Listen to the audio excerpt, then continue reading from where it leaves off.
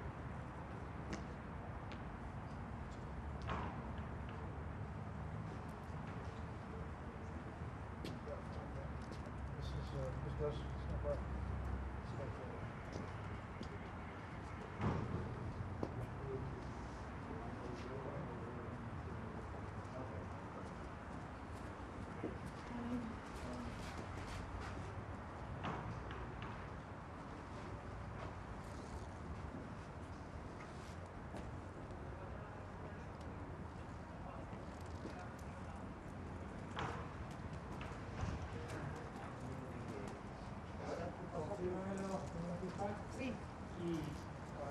Gracias. Para que nos cambien. Tengo que dar los horarios. Tengo ahí el planning. ¿Qué hemos cambiado? No, tengo un planning ahí que me dejó Juan para ti. Ah, vale, ayer me dio uno. Ah,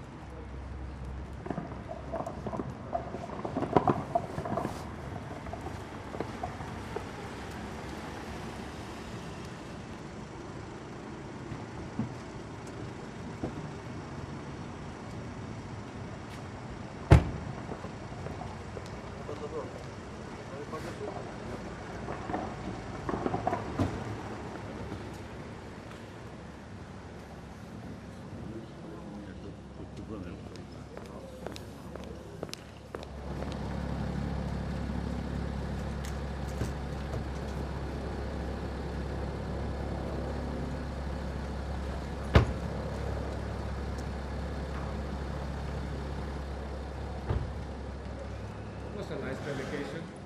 Good morning. always receive that this is the most This is how it is every single morning.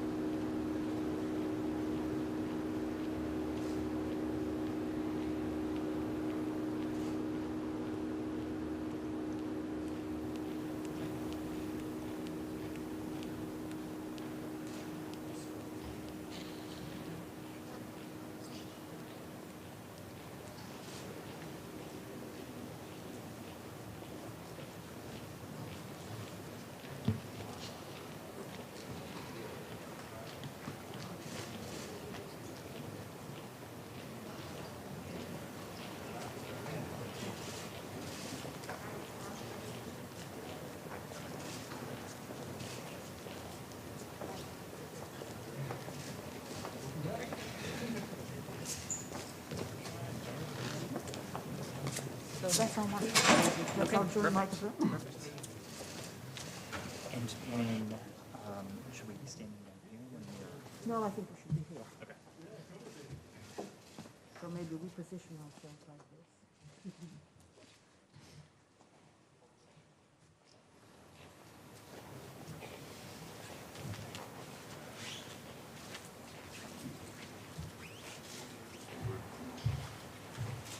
Thank you very much.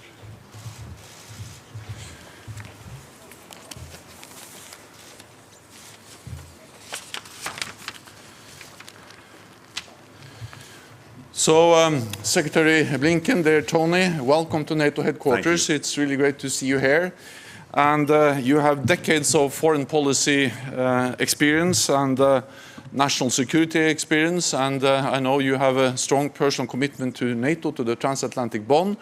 So therefore, I really appreciate this opportunity to welcome you on your first visit to Europe, to the NATO headquarters. We have now a unique opportunity to start a new chapter in the transatlantic relationship.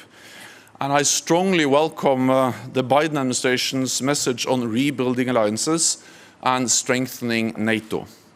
That is what our NATO 2030 initiative is all about, because we face great global challenges: Russia's destabilizing activities, the threat of terrorism, cyber attacks and nuclear proliferation, disruptive technologies and the rise of China, and the security impact of global warming and climate change. No country and no continent can face these challenges alone. Not Europe alone, not America alone, but Europe and America together in NATO. And our meeting today will be an opportunity to address how we strengthen this bond as we prepare for our summit in Brussels later this year. At the summit, we will set an ambitious transatlantic agenda for the future to reinforce our unity and solidarity and ensure we remain strong both as a military and as a political alliance. To broaden our approach to security by strengthening our resilience, preserving our technological edge, addressing the security impact of climate change, and working more together. And to take a more global approach by protecting the rules-based international order, which is being challenged by authoritarian powers like Russia and China. So we have a lot to discuss. So Secretary Blinken, Tony, once again, welcome to NATO. You are here not just among allies, but also among friends, and therefore so much welcome to NATO.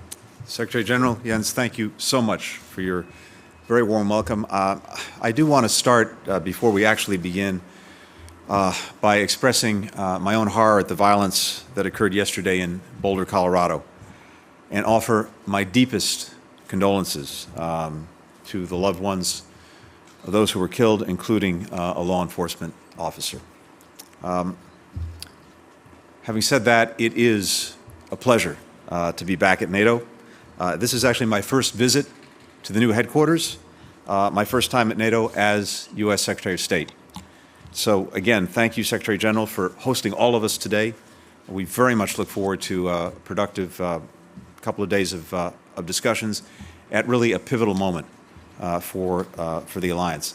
I've come here to express the United States' steadfast commitment to that alliance, which has been the cornerstone of peace, prosperity, stability for the transatlantic community for more than 70 years. And I've come to Brussels because the United States wants to rebuild our partnerships, first and foremost with our NATO allies. We want to revitalize the alliance to make sure it's as strong and effective against the threats of today as it has been in the past. Secretary General, our conversations over the next 2 days will cover, as you've noted, a broad agenda, including NATO's ongoing mission in Afghanistan, our regional security efforts, in particular in response to Russia's aggression, and NATO's 2030 agenda. We share the Secretary General's vision of a NATO that has the capabilities to deter and defend against all manner of threats to our collective security, including threats like climate change and cyber attacks. I'm very much looking forward to these conversations. I'm grateful again to you, Jens, for your remarkable leadership of this institution, and very happy to be back at NATO. We'll take a question from Jennifer Hansler, please. Hi, Mr. Secretary. What will you tell your NATO partners about the U.S. plans for Afghanistan? How are U.S. diplomatic efforts going? Will the U.S. still be on the ground on May 1st? And Mr. Secretary General, what do you hope to hear from the U.S. on this front? And do you think conditions on the ground are stable enough to have a U.S. withdrawal by the 1st? Thank you. Thanks very much. As you know, we have a review underway in the United States. I'm here today in part to share some of our initial thinking with our NATO allies, but maybe even more important, I'm here to listen and consult, because that is what allies do. We heard this the other week at the NATO Defense Ministerial, but it's just as true today. We went in together, we have adjusted together, and when the time is right, we'll leave together. There's a common theme or a common word, and that's together. Last week, President Biden noted that it would be tough to meet the May 1 deadline for a full withdrawal, but whatever the United States ends up doing will be informed by the thinking of our NATO allies, which I'll take back to me after these conversations and consultations. Tactical decisions aside, we are united with our NATO allies in seeking to bring a responsible end to this conflict and to remove our troops from harm's way, just as we are collectively determined to ensure that Afghanistan never again becomes a safe haven for terrorists who could threaten the United States or our allies. And today, one day after the 5-year anniversary of the attack on this wonderful city in Brussels, we're committed to that first objective as we are to the second. As we consult about the way forward on Afghanistan, we'll do so as an alliance. And those two imperatives will continue to guide our thinking and ultimately our decisions.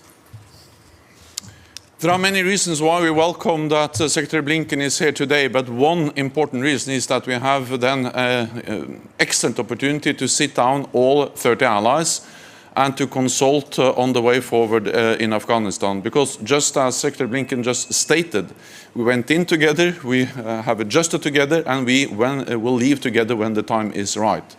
Therefore, we need to consult and to coordinate and make decisions together.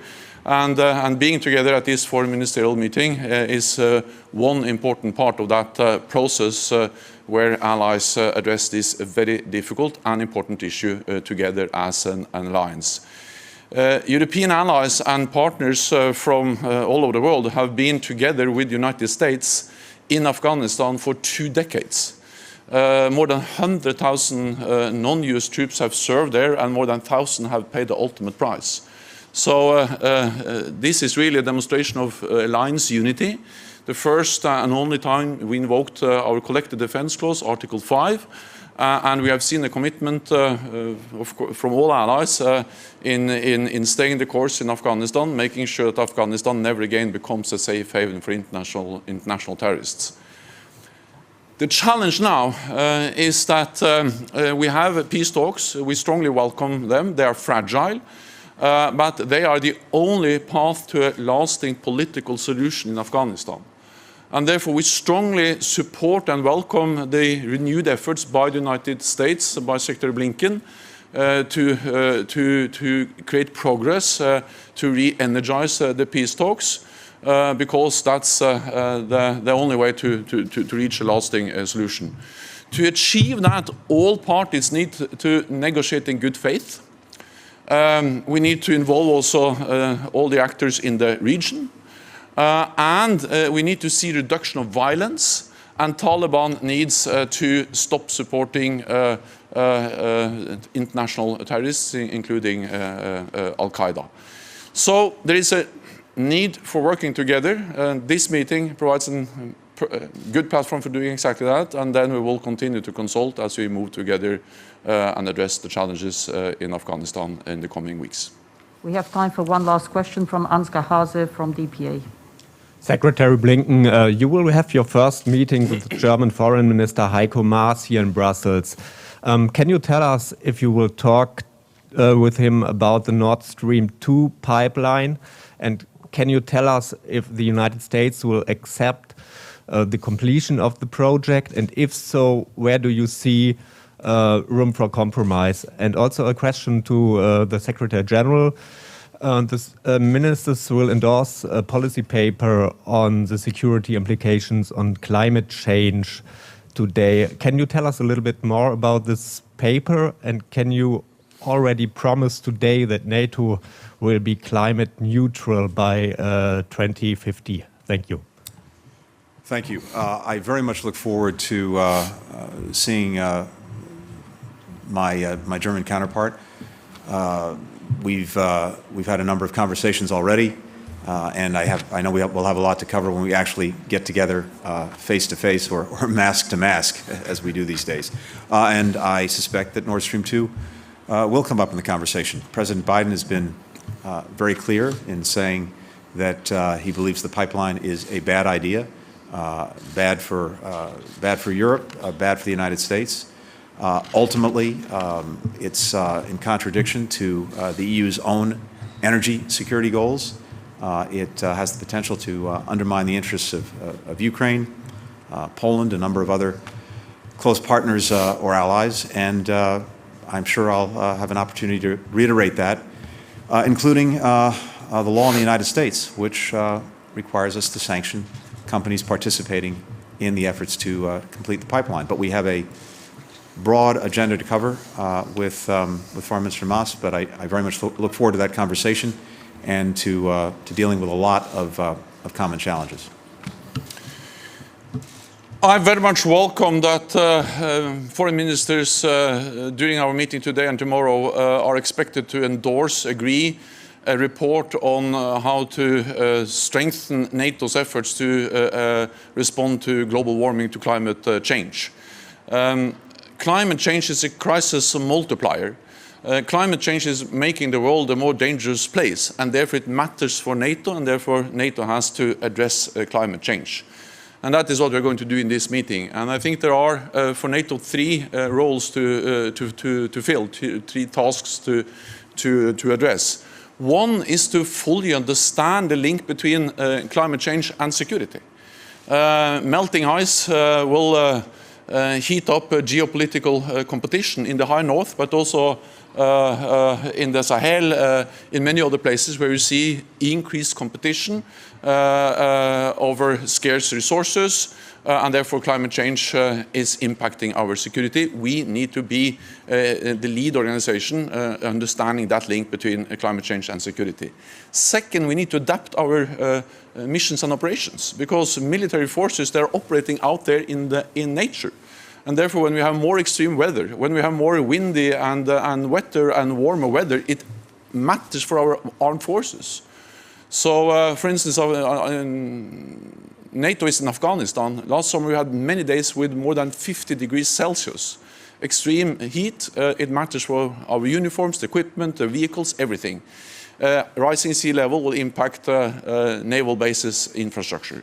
So we need to adapt. And the third thing we need to do is that we need to make our contribution to reducing emissions, looking into how we can reduce the use of fossil fuels in different military operations and missions. And we are making the first step today by endorsing a report, as I expect ministers to do that later on today, where we actually decide that we will, first of all, assess the consequence of climate change on our assets and operations. We will start to integrate climate change into NATO military planning and exercises. And we have, as part of the NATO 2030, proposals on the table on how NATO can contribute to the overall goal of net zero. So not all decisions have yet been made. Some will be made today, and some will then continue to be discussed as part of NATO 2030. And I believe that when NATO leaders meet at the summit later this year, they will agree a very ambitious agenda also on climate change.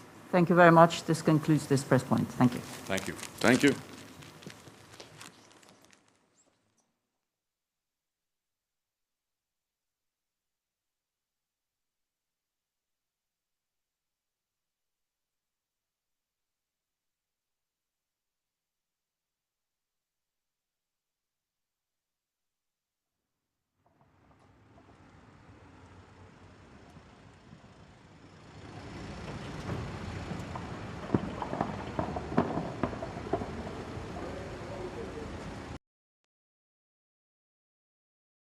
service.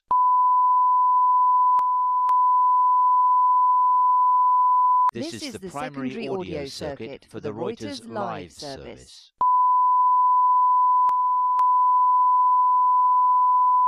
This is the primary audio circuit for the Reuters live service.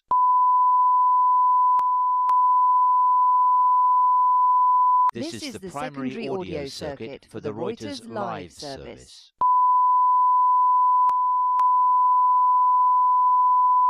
This is the primary audio circuit for the Reuters live service.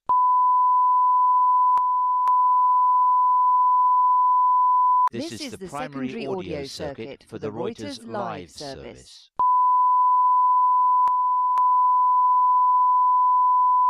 This is the primary audio circuit for the Reuters live service.